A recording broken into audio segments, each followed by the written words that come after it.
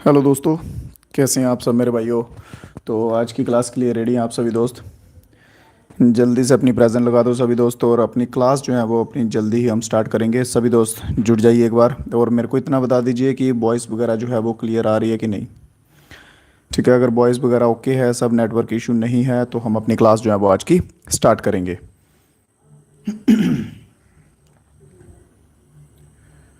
Okay okay okay okay okay okay, तो हो चुके हैं, हम लाइव हो चुके हैं। ठीक है, चलिए। तो भाई जुड़ चुके हैं हमारे साथ, बिलाल जुड़ चुके हैं, शिवालय जुड़ चुके हैं, शिवालय गुप्ता और चेमयुंग मनीष। ठीक है मेरे भाई, तो चलिए, मोस्ट वेलकम है आप सभी दोस्तों का। तो चलते हैं अपनी क्लास की तरफ बिना ज़्यादा टाइम वेस्ट किए, फर्स्ट क्वेश्चन की तरफ। ठीक है, तो 20 क्वेश्चन की, जैसे आपको मालूम है सभी दोस्तों को, सीरीज़ चल रही है अपनी। कितनी, कौन सी सीरीज़? सुपर 20। ठीक है, तो सुपर 20 क्वेश्चंस जो है मेरे भाई, आपको आपके एग्जाम्स तक हम प्रोवाइड करवाते रहेंगे। और आपकी जेके जेएस की जो जिम्मेदारी है वो अपने हमने कंधों पे ली हुई है। ठीक है, और उसको हम पूरा भी करेंगे। तो पहला क्वेश्चन ये रहा, how many fundamental duties are there in article 51A of the Indian constitution. जो कुछ भाई मेरे इंग्लिश वाले हैं वो इंग्लिश में पढ़ सकते हैं यहाँ से। ठीक है, और हिंदी वाले जो भाई हैं वो हिंदी से भी पढ़ सकते हैं। ट्राई कीजिएगा, साथ साथ में अपने आंसर्स जो हैं वो देते जाएं। तो पूछा गया है आर्टिकल नंबर 51A के अंडर जो है वो कितनी फंडामेंटल ड्यूटीज़ आती हैं। तो कॉमन सी बात है, फंडामेंटल ड्यूटीज़ उतनी ही होंगी जितनी हैं एक्चुअल में। ठीक है, एक ही आर्टिकल के अंडर सारी आएंगी। तो टोटल कितनी फंडामेंटल ड्यूटीज़ है भाई? टोटल हैं 11। 11 जो है इसका बिल्कुल सही आंसर आ जाएगा। फंडामेंटल ड्यूटीज़ के रिलेटेड क्वेश्चन अगर बनता है तो पूछा जा सकता है कौन से पार्ट में जो है वो आती हैं। तो पार्ट नंबर 4A में जो है वो फंडामेंटल ड्यूटीज़ हमारी आती हैं। और इसके रिलेटेड रिकमेंडेशन आती है कि फंडामेंटल ड्यूटीज़ जो है वो किसकी रिकमेंडेशन पे जो है वो बनाई गई थी। तो किसकी रिकमेंडेशन पे? सरदार स्वर्ण सिंह। सरदार स्वर्ण सिंह। साथ साथ में सभी मेरे दोस्त ट्राई करेंगे कि नोट्स जो है मेरे भाइयों बनाते जाएं, क्योंकि ये हम अपनी सीरीज़ लेके जाएंगे कंटिन्यू आपके एग्जाम्स तक। और ये रिपीट नहीं होंगे क्वेश्चंस, ये बात का याद रखिएगा। ठीक है, तो बेटर है कि अगर आप नोट्स बनाते जा रहे हैं तो आपके लिए बेटर रहेगा। ठीक है, अच्छा ऑप्शंस रहेगा आपके लिए। नेक्स्ट क्वेश्चन की तरफ चलते हैं। नेक्स्ट क्वेश्चन क्या कहता है, विच of the following is a type of precipitation. इनमें से कौन सा जो है एक प्रेसिपिटेशन का फॉर्म है। प्रेसिपिटेशन क्या होती है? देखिए, कोई भी चीज़ आसमान से गिरती है, लिक्विड फॉर्म में गिरती है। ठीक है, उसे हम प्रेसिपिटेशन कहते हैं। लिक्विड नहीं, सॉलिड भी हो सकता है, ऐसा कोई प्रॉब्लम, मतलब आप कह सकते हैं कि रेन की फॉर्म में। ठीक है, मेन वर्ड यहाँ पे हम प्रेसिपिटेशन के लिए यूज़ कर सकते हैं रेन। ठीक है, तो रेन की फॉर्म में जो चीज़ गिरती है उसे हम कह सकते हैं प्रेसिपिटेशन। तो इन ऑप्शंस में से बताइए, हेल, बाला, फॉग या फिर हेज, इनमें से कौन सा जो ऑप्शन बिल्कुल सही होगा। ट्राई कीजिए मेरे भाइयों, आंसर्स देते जाएं आप सभी कमेंट बॉक्स में धीरे धीरे साथ साथ में। ठीक है, चलिए। तो ऑप्शन नंबर ए वाला जो है बिल्कुल सही रहेगा, हेल्स। हेल क्या होते हैं मेरे भाई? ओले। ओले आप सभी ने सुना होगा। ठीक है, आइस के छोटे छोटे क्यूब राउंड जैसे बने होते हैं। ठीक है, ओले बोलते हैं नॉर्मली। तो ओले जो है इसका बिल्कुल सही आंसर रहेगा, क्योंकि भाला जो है ये तो एक अलग ही बढ़ जाएगा। फॉग जो है ना, फॉग क्या होता है? एक स्मोक होता है एक टाइप का।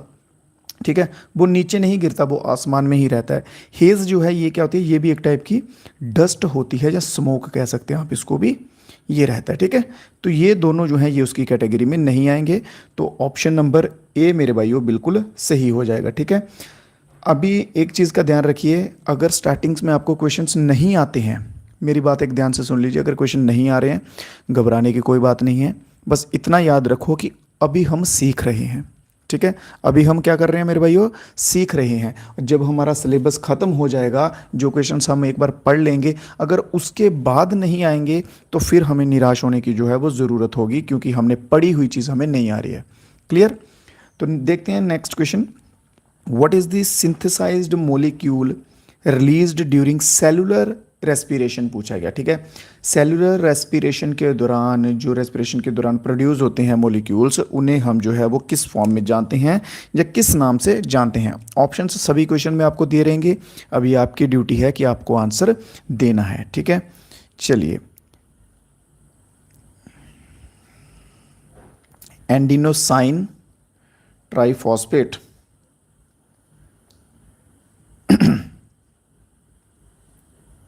नाम लिख लीजिए, ये किसका नाम है पूरा, एटीपी का। तो ऑप्शन नंबर सी जो है इसमें बिल्कुल सही रहने वाला है, ठीक है। तो एटीपी जो है ये क्या करता है, ये प्रोसेस करता है माइटोकॉन्ड्रिया, किसी किसी भी सेल के माइटोकॉन्ड्रिया में जो है प्रोसेस करता है। माइटोकॉन्ड्रिया क्या होता है मेरे भाइयों, क्वेश्चन बन सकता है माइटोकॉन्ड्रिया पे, ठीक है। माइटोकॉन्ड्रिया, तो माइटोकॉन्ड्रिया को क्या बोलते हैं, इसे बोलते हैं पावर हाउस ऑफ सेल। क्या क्या बोलेंगे इसके, पावर हाउस ऑफ सेल, ठीक है। क्वेश्चन इस तरह से बनेगा, which is known as the power house of a cell. तो माइटोकॉन्ड्रिया जो है उसमें हमारा बिल्कुल सही आंसर रहेगा। क्लियर। चलिए नेक्स्ट क्वेश्चन देखते हैं अपना। तो नेक्स्ट क्वेश्चन क्या कहा गया, who was the defence minister of the interim government formed in 1946। 1946 की बात की गई है, उस टाइम पे इंटर्म गवर्नमेंट के हमारे डिफेंस मिनिस्टर, ठीक है, डिफेंस मिनिस्टर जो हैं वो उस टाइम पे कौन थे। बहुत बढ़िया, सभी दोस्त ट्राई करेंगे आंसर देने का साथ साथ में। तो Baldev Singh, Sardar Baldev Singh, option number B इसमें मेरे भाई बिल्कुल ठीक रहेगा। रिव्यू वगैरह जो है मेरे भाई वो क्लास जैसे ही खत्म होगी आप सभी को रिव्यू वगैरह देते हुए जाइएगा क्लास का, ठीक है, कि कैसी लग रही है।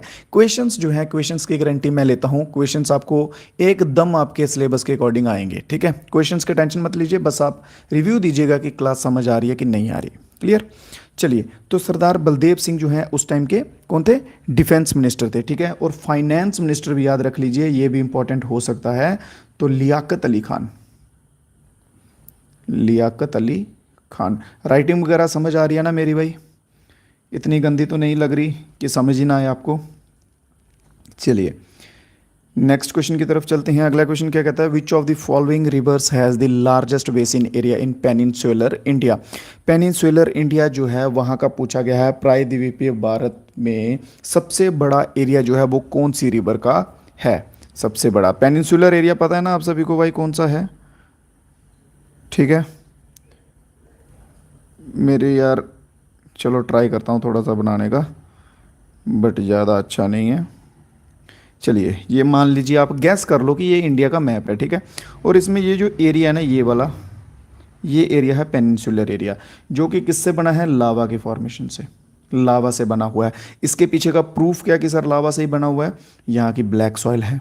कौन सी सॉइल है, ब्लैक सॉइल है। ब्लैक सॉइल किसके लिए यूजफुल है, कॉटन के लिए यूजफुल है। कॉटन जो है ब्लैक सॉइल में बहुत अच्छा होता है, अच्छे लेवल पे होता है, ठीक है। क्लियर। तो चलिए अब बात करते हैं हम उस रिवर की। तो रिवर कौन सी रहेगी मेरे भाइयों, तो गोदावरी, ऑप्शन नंबर ए बिल्कुल सही रहेगा, जो कि कहाँ से निकलती है, नासिक से निकलती है। क्लियर है। नासिक कहाँ पे आ जाएगा, महाराष्ट्र में आ जाएगा।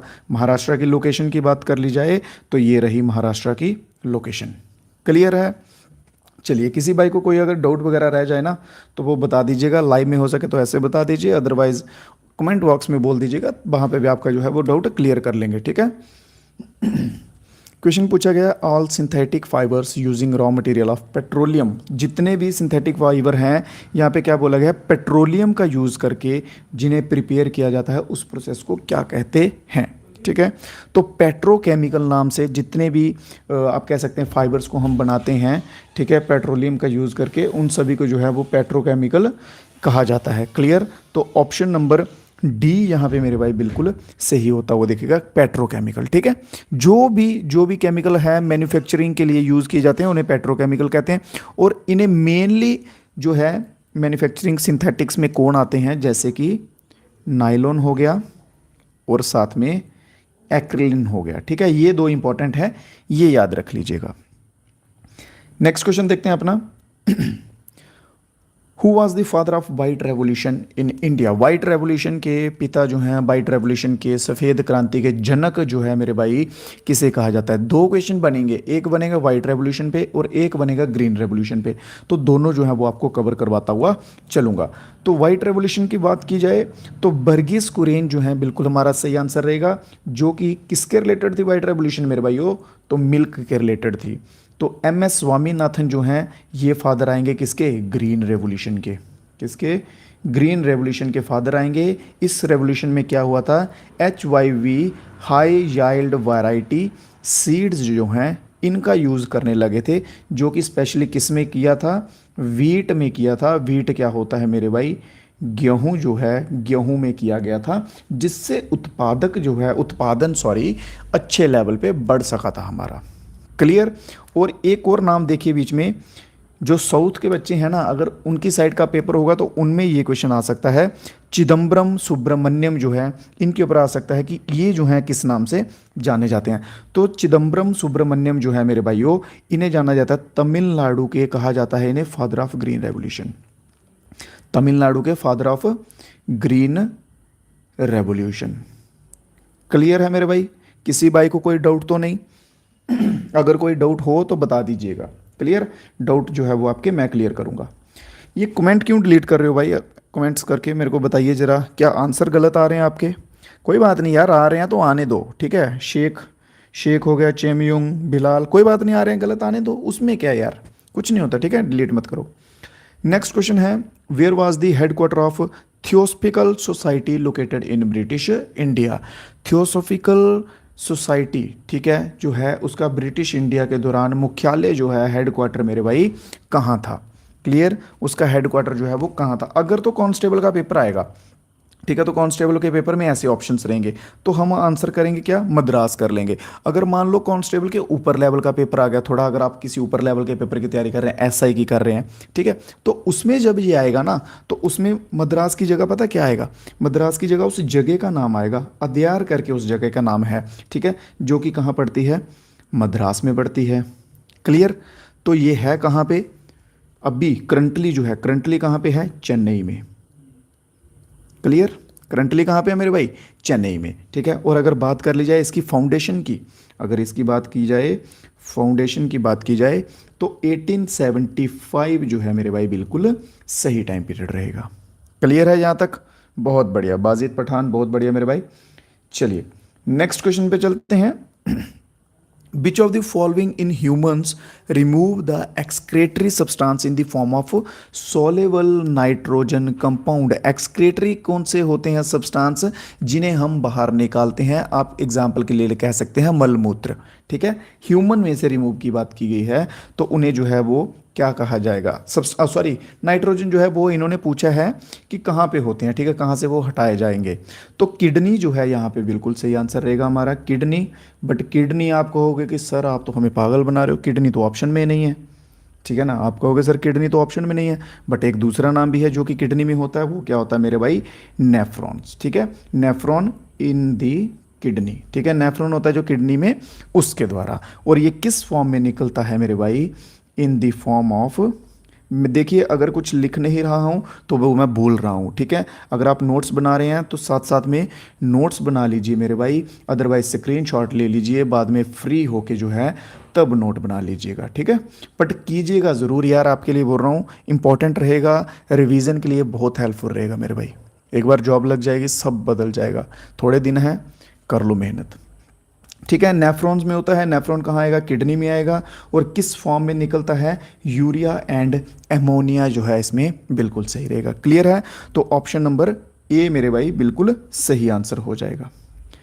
नेक्स्ट क्वेश्चन पे चलते हैं। नेक्स्ट क्वेश्चन में क्या पूछा गया है? In which of the following countries was the highest temperature record in the world?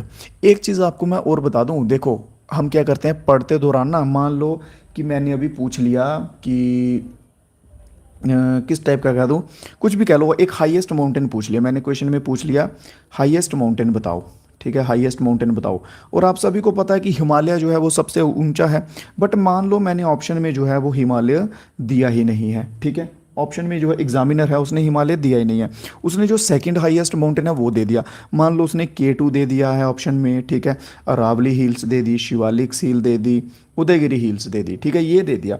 अब आप बोलोगे कि नहीं नहीं ये तो क्वेश्चन गलत है, एग्जामिनर ने तो इसमें क्या किया है, एग्जामिनर ने इसने हिमालय तो दिया ही नहीं है, जबकि हिमालय आएगा।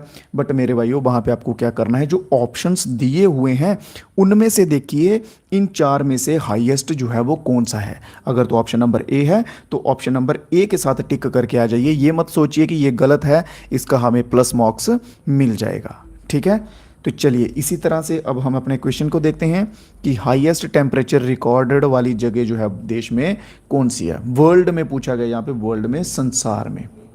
क्लियर? तो क्या आंसर रहेगा हमारा ऑप्शंस के अकॉर्डिंग मेरे भाई? जल्दी से आंसर आने दें सभी दोस्त। बहुत बढ़िया, तो चाइना जो है बिल्कुल सही, बहुत बढ़िया, चाइना जो है बिल्कुल सही। चाइना में कौन सी जगह है? तुरपन करके एक जगह है जिसका सबसे हाईएस्ट जो है टेम्परेचर रिकॉर्ड हुआ है, अप्रॉक्सीमेटली बोल रहा हूँ लगभग 50 डिग्री सेल्सियस के करीब। बट सबसे ज़्यादा जो है वर्ल्ड में, एक्चुअल बता रहा हूँ, एक्चुअल जो है वो कहाँ हुआ है, यूएसए में। ठीक है, यूएसए में कितना है, 56 डिग्री प्लस जो है प्लस सेल्सियस जो है वो यूएसए में रिकॉर्ड किया गया। बट मैंने यूएसए क्यों नहीं बोला, क्योंकि ऑप्शन में यूएसए नहीं है, तो हमारा आंसर क्या हो जाएगा, आंसर हो जाएगा चाइना। अब बोलोगे ये हुई ना सर बात, ठीक है ना, तो चाइना जो है बिल्कुल सही आंसर हो जाएगा। अगर इनकेस यूएसए दिख जाता है, यूनाइटेड स्टेट्स ऑफ अमेरिका दिख जाता है, तो मेरे भाई वो आप इसके साथ जाएंगे। अगला क्वेश्चन देखते हैं। क्लास कैसी लग रही है, एक बार सभी दोस्त लाइक वगैरह करके बता दीजिए, कमेंट में बता दीजिए मज़ा आ रहा है कि नहीं आ रहा है। डेली अपने आप ने मुझे 30 से 40 मिनट देने हैं, दैट्स इट। आपके एग्ज़ाम तक आपकी जीके की जिम्मेदारी मेरी है, ठीक है। Which one is the article of Indian constitution related to protection of minorities. Minorities जो होते हैं, अल्पसंख्यक लोग जिन्हें हम कहते हैं, मिनोरिटीज़ में एक्चुअल होता क्या है, ठीक है। मिनोरिटीज़ देखो, अब मान लो ये एक बड़ा सा कुछ एक जगह है, एक गांव है, ठीक है। यहाँ पे 2 टाइप के लोग हैं, 3 टाइप के लोग हैं, ठीक है। टोटल कितने लोग हैं इस गांव में, टोटल हैं 40 लोग। एग्जाम्पल के लिए बता रहा हूँ, ए टाइप के लोग जो हैं वो कितने हैं, 20 हैं, ठीक है। बी टाइप के लोग जो हैं वो कितने हैं, बी टाइप के लोग आ जाएंगे 15 आ जाएंगे, और सी टाइप के लोग जो हैं वो कितने आ जाएंगे, 5 आ जाएंगे। अब ये जो 5 लोग हैं ना सी टाइप के, ये इन सब में से कम हैं, तो ये जो सी टाइप के लोग हैं इन्हें हम क्या कहेंगे, माइनॉरिटीज़ कहेंगे, ठीक है। एक जगह में जो लोग कम होते हैं, जिनकी संख्या कम होती है, उन्हें हम माइनॉरिटीज़ कहते हैं। तो बात यहाँ की गई है इन लोगों की, टाइप सी के जो लोग हैं, इनकी प्रोटेक्शन के लिए मेरे भाइयों कौन सा आर्टिकल जो है वो यूज़ किया जाता है, ठीक है। तो 2 आर्टिकल्स जो है वो मेनली यूज़ किए जाते हैं, कौन कौन से, एक तो आ गया हमारा 29 एंड इसके साथ साथ आप लिख लीजिए 30। आर्टिकल 29 और आर्टिकल 30 ये 2 आर्टिकल हैं जो मिनॉरिटीज़ के प्रोटेक्शन के लिए यूज़ होते हैं। क्लियर, तो ऑप्शन नंबर बी इसमें सही रहेगा।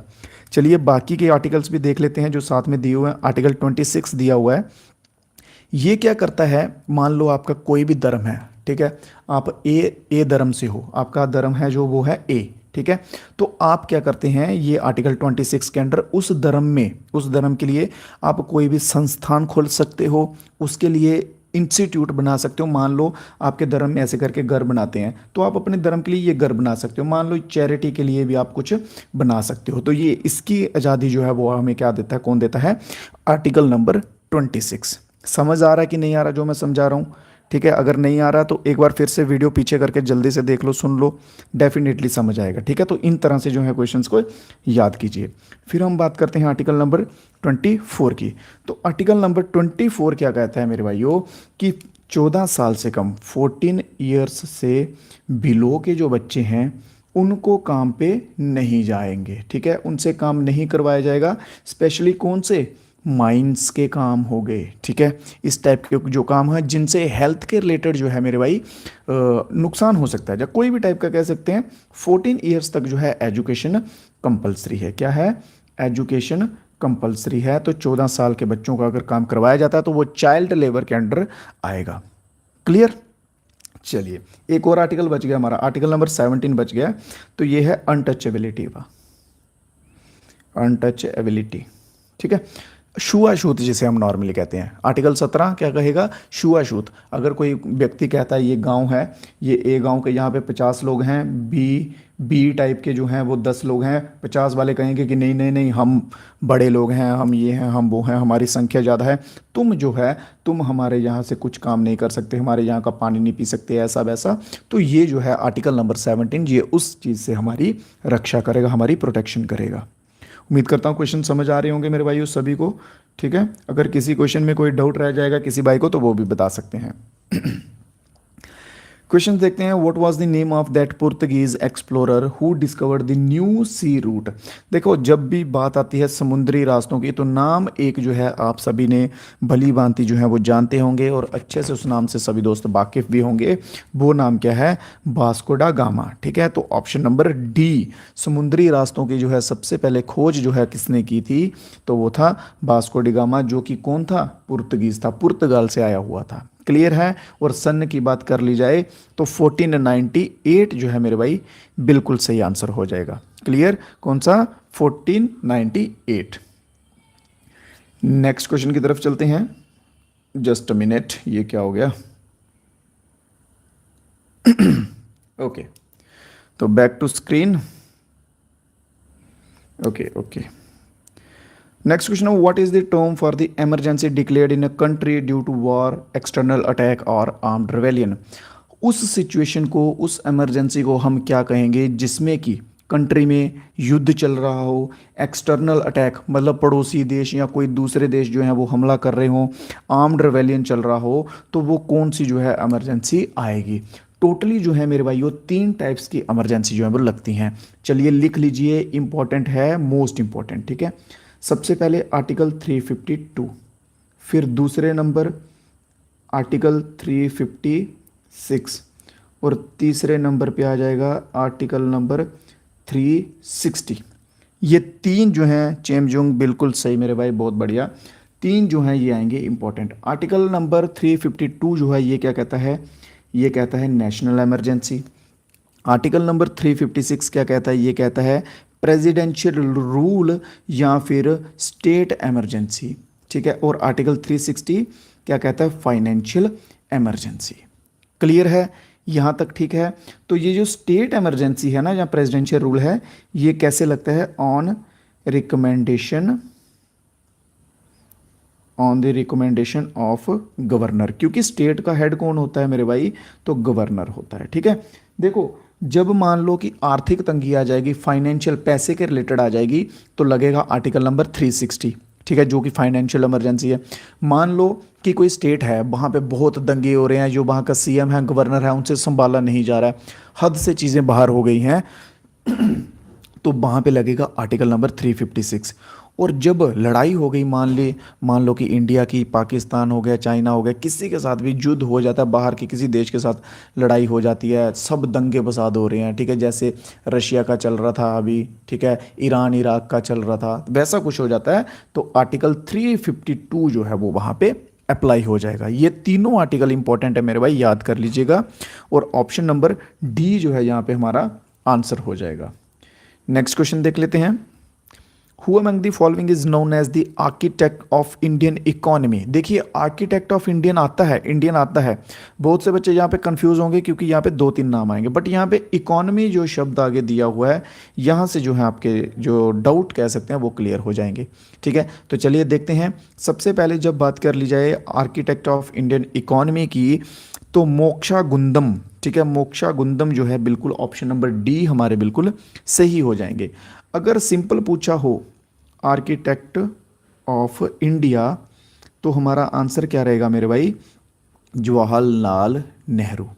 अगर सिंपल आर्किटेक्ट ऑफ इंडिया पूछा होगा, ठीक है, आर्किटेक्ट ऑफ इंडियन इकोनॉमी पूछा होगा तो मोक्ष गुंडम रहेंगे। अगर इसके सिवा पूछ लिया जाए आर्किटेक्ट ऑफ इंडियन प्लानिंग पूछ लिया जाए, कौन सा? Architect of planning in India. यार राइटिंग का मेरा थोड़ा सा मुझे लग रहा है कि इतनी पहचान में पता नहीं आपको आती होगी कि नहीं, बट चलो टाइम के साथ साथ जो है वो मैं इंप्रूव करने की कोशिश करूंगा। तो अगर पूछ ले जाए architect of planning in India, तो पीसी महालनोबिस बिल्कुल सही आंसर रहेगा। आपको मैंने 5 ईयर प्लान के करवाए थे, उसमें बताओ मेरे को महालनोबिस प्लान जो है वो कौन से 5 ईयर में आया था? जल्दी से बता दो। तो सेकेंड 5 ईयर प्लान, कौन सा? सेकेंड 5 ईयर प्लान में जो है महालनोबिस प्लान लगा था। क्लियर?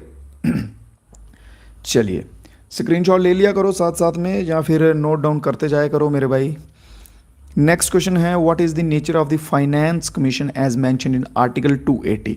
आर्टिकल नंबर 280 में जो है कॉन्स्टिट्यूशन में फाइनेंस कमीशन का जो नेचर है वो कैसा बताया गया है, ठीक है। एक चीज़ देखो, फाइनेंस कमीशन के अंडर क्या था कि 2 जगह में पावर जो है वो डिवाइड होती है, सेंटर में भी रहती है और स्टेट में भी रहती है।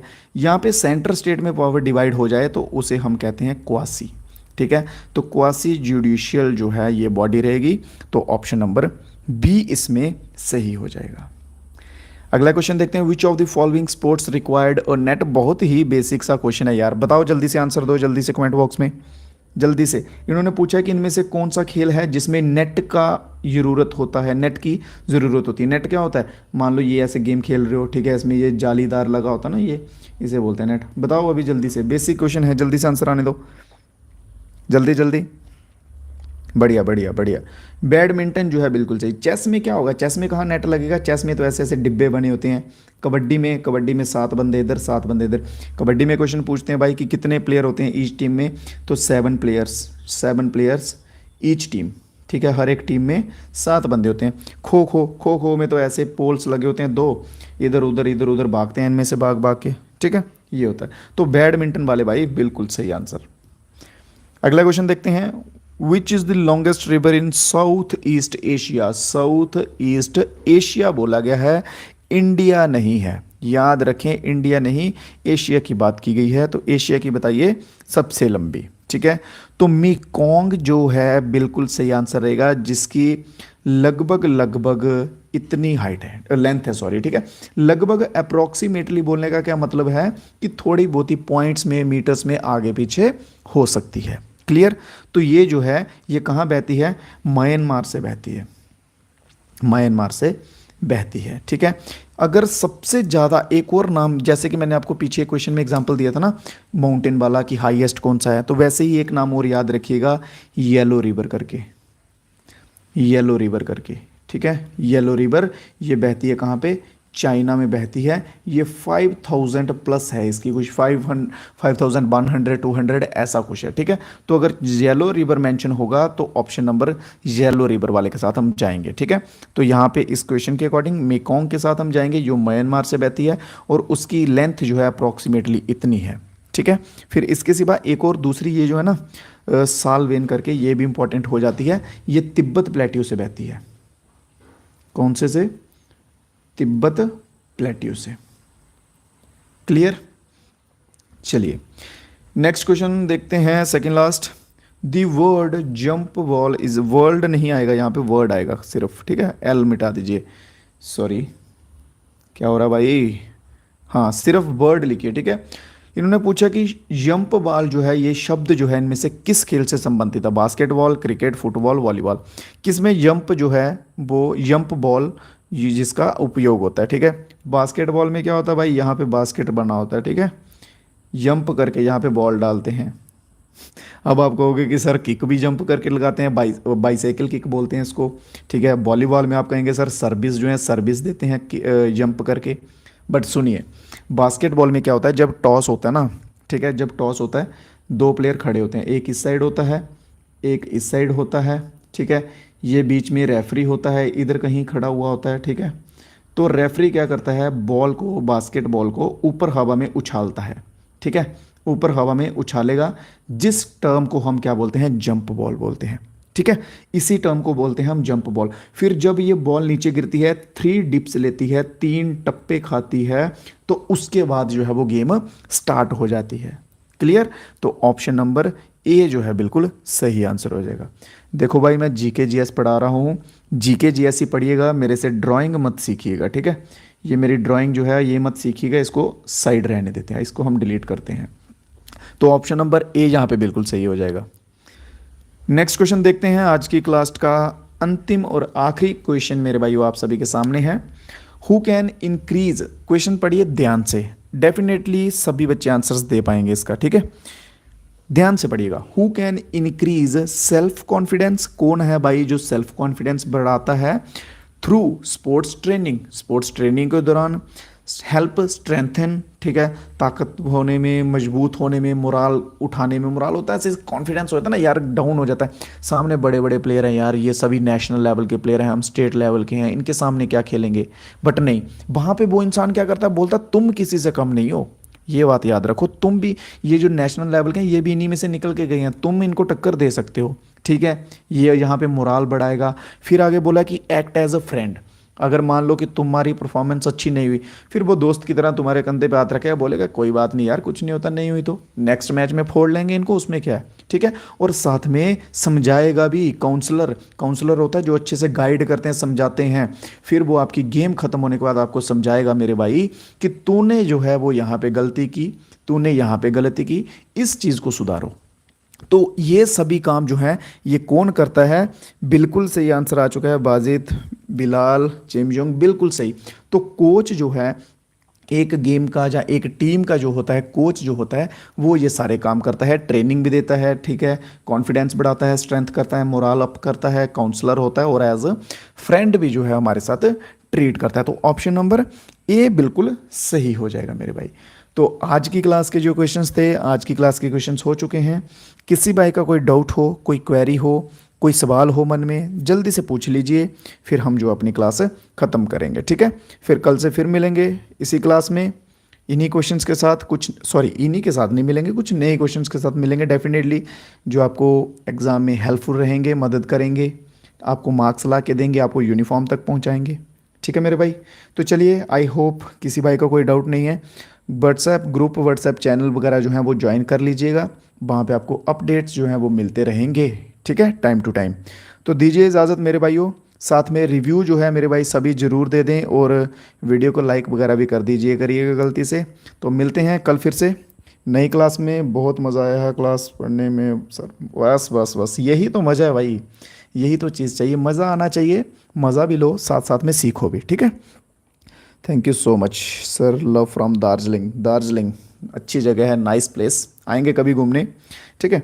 तो चलो मेरे भाइयों, मज़ा भी करो, साथ साथ में पढ़ो भी, मेहनत भी करो, तभी आपको जो है वो सफलता मिलेगी, यूनिफॉर्म मिलेगी, आपके सपने पूरे होंगे। तो हमारी तरफ से जितना हो सकेगा जीके जीएस हम पढ़वाएंगे आपसे, ठीक है, वहाँ तक पहुँचाएंगे।